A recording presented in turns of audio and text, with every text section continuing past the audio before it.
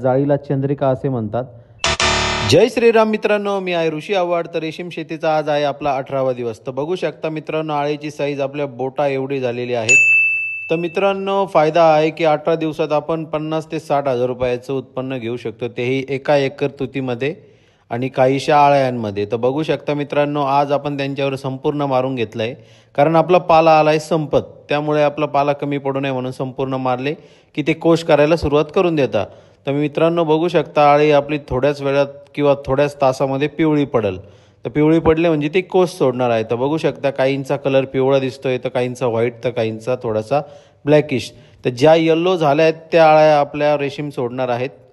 मी तुम्हाला व्हिडिओमध्ये पुढे दाखवेलच की रेशीमची ते धागा कसा तयार करता किंवा धागा कसा सोडता।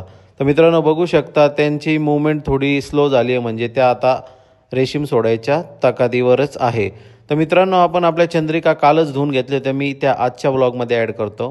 तशा झटकून वगैरे पूर्ण ब्लिचिंग पावडरमध्ये साफ करून घेतले आहे, जेणेकरून मागच्या वेळेसचा कचरा किंवा काही बॅक्टेरिया असेल तर तो साफ होऊन जाईल।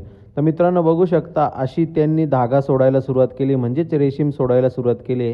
त्यानंतर आपण पूर्ण रॅकवर चंद्रिका टाकून घेतले। या जाळीला चंद्रिका असे म्हणतात।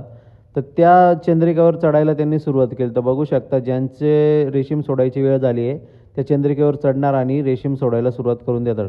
तर उद्याच्या व्लॉगमध्ये मी तुम्हाला दाखवेलच की त्यांनी रेशीम कशी सोडायला सुरुवात केली आहे, किंवा त्यापैकी काही आळ्यांनी रेशीम पण तयार केलेली असेल, तर मी तुम्हाला तो उद्याच्या व्लॉगमध्ये दाखवलंच। तर मित्रांनो, अशा नवनवीन माहितीसाठी फॉलो करून ठेवा।